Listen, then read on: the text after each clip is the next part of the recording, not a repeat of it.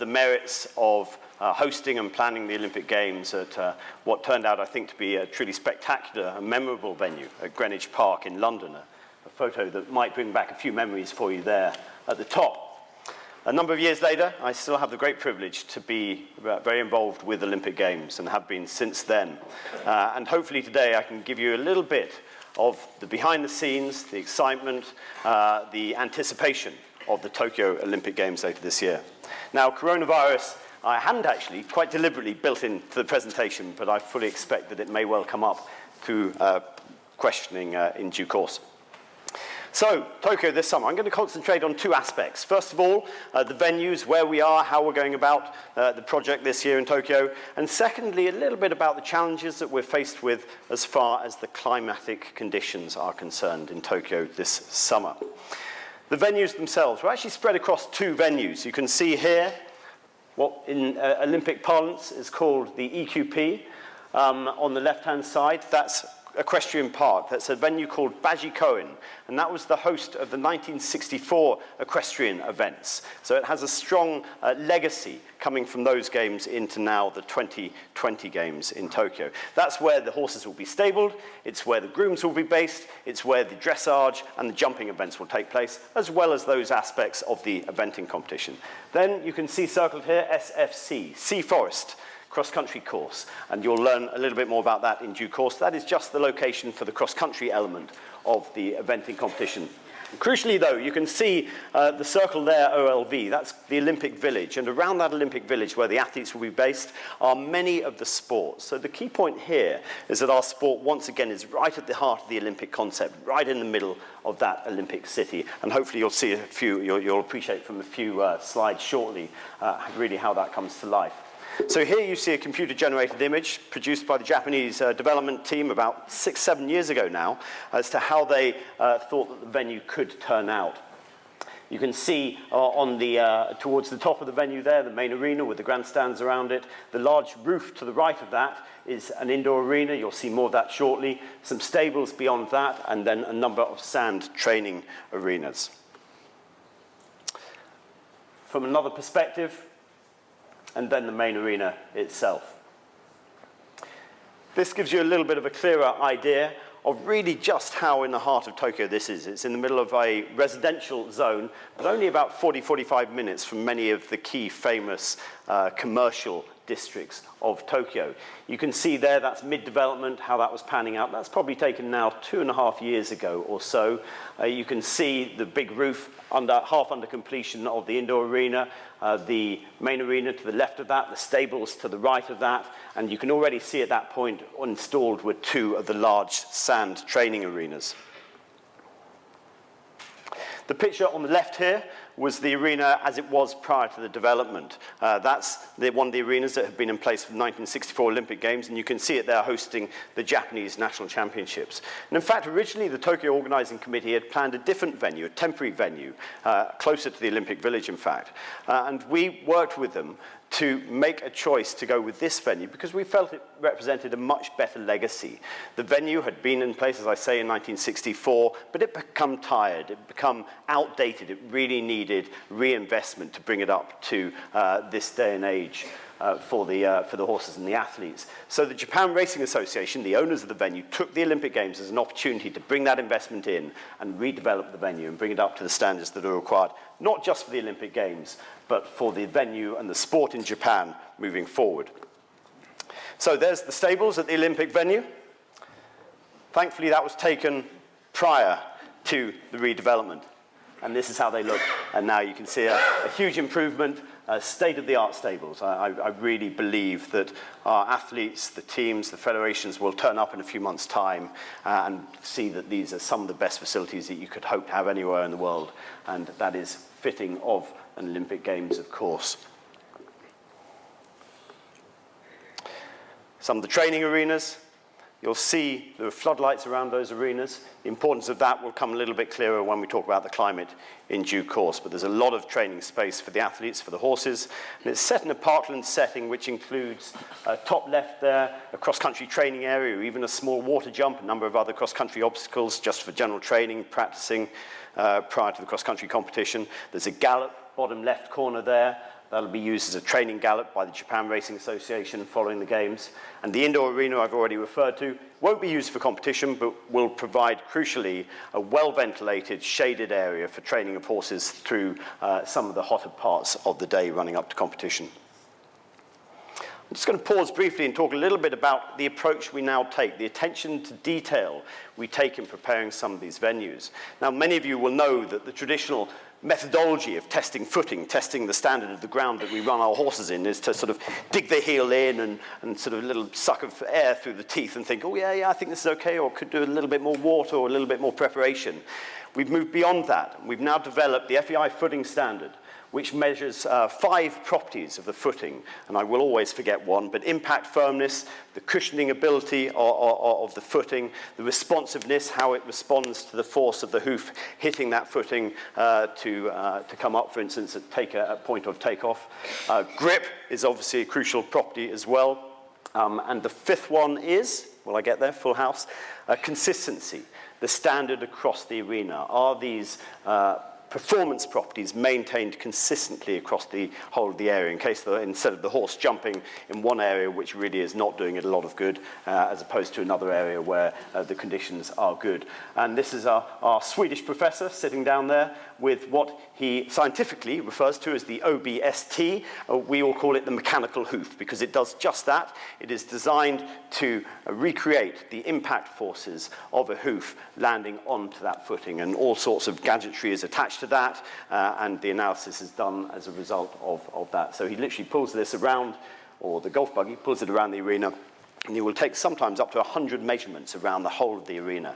And that enables us to go into something like an Olympic Games or World Championships or another major event with absolute confidence that the conditions are good and ready to go. So in Rio Olympic Games, we couldn't, for various biosecurity reasons, we couldn't take horses onto the Olympics prior to the Games in the last 6 months running up to the Games. So we had to go into the Olympic Games with the top athletes and top horses turning up, having never tested this footing before, having never had a horse on it.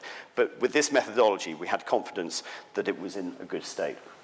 Sea Forest Cross Country, it's actually shared with another sport. You can see some infrastructure on the left-hand side there for the rowing and canoe competitions. So again, it's good economies of scale. The infrastructure is put in, but the cost is shared across the 3 sports. You can see the cross-country course winding its way around this computer-generated image. That's a little bit better. That's a real-life image I took actually from the airplane window, because the main Haneda Tokyo airport is very close to this venue, and the day was clear that I took off on this occasion and got that photo. You can already see, again, this is about a year and a half ago, you can see the cross-country course emerging there, and the strip of water to the north of the venue is the rowing and canoe field of play. It was actually a reclaimed island, you could see by its uniformity. It was a reclaimed island and used as a landfill site for a number of decades. And now in legacy after the Games, it'll become a public park. This photo is taken after the main landscaping was completed, when we were beginning to look at the route of the cross-country course itself. You can still see the pipes that run across many landfill sites, obviously, emitting the gases. Now, you'll be glad to see that they are not on the Olympic cross-country course. I haven't smelt any gases on that course now for about 3 or 4 years, and the pipes have all now been buried, and it is now a beautiful green park, as you can see there. And these photos, it starts to come to life for the Olympic Games. This was taken during the test event, and you can see now really one of the real benefits of this venue and why we were so supportive of it is that it has this fantastic backdrop of the Tokyo city, the Tokyo skyline in the background across Tokyo Bay. So the imagery that we have the opportunity to produce and therefore promote the sport with, just like Greenwich Park back in London 2012, we have great potential really to showcase our sport in a unique setting. But with that opportunity does come the challenge of climate. It is hot, it is humid. I was there last summer for the test event with many from the community, and a number of athletes were there as well. And it is not an easy environment within which to operate. But we've known that from the beginning, and therefore we've had 3-4 years of planning and preparation, hopefully to put us, and crucially our athletes and our horses, in as good a position as possible going into the Games. The implications are obviously for horse and athlete, 2- and 4-legged athlete, the potential for these conditions to reduce performance levels, the early onset of fatigue, a resulting increase in the risk for mistakes, injury, and illness. These risks are very definitely there if we step back and ignore this challenge, had we stepped back and ignored this challenge, but we didn't. Air temperature and humidity, though, for many of you will understand this, I'm sure, in the audience, but only tell part of the story. Other factors such as wind and solar radiation, particularly with those very light sanded training arenas, are a factor as well. We bring all of these elements together to create one index measurement called the Wet Bulb Globe Thermometer Index, the WBGT. So this gives us one calculation, one number that we can focus on when we are making decisions for the planning and preparation of the games, and also for the teams to consider when, for instance, looking at their warm-up strategy, their training strategy, their acclimatization strategy. So how bad or how challenging could the conditions be in Tokyo in comparison to the past? Many of you may remember the Atlanta 1996 Olympic Games, where this was seen as a potential challenge as well. You can see there, Atlanta 1996, the WBGT index on the left-hand side. So the potential to reach this figure of around the 30 mark. Then we drop down to more temperate times, Sydney, given the time of the year that it ran, the games in Sydney in 2000. Athens, a little bit warmer, but not so challenging. Beijing was the next one, which for us, many of you will be aware, was in Hong Kong. The equestrian events were in Hong Kong, and we faced similar challenges then. London, obviously, not too much of a problem. Rio also. You can see, though, this is the crucial point. For Tokyo, based on 10 years' worth of data, from an average perspective, we're back up at the Atlanta 1996 Olympic Games level. So that's how serious we needed to take this matter. The risk is related, obviously, not just to the climate, but also exercise intensity and duration of effort. And we needed to make sure that we took this into consideration, all aspects, when looking at how to mitigate the risk that the climate challenges, the climate shows. First of all, though, we wanted to really properly understand the situation. What were we really faced with?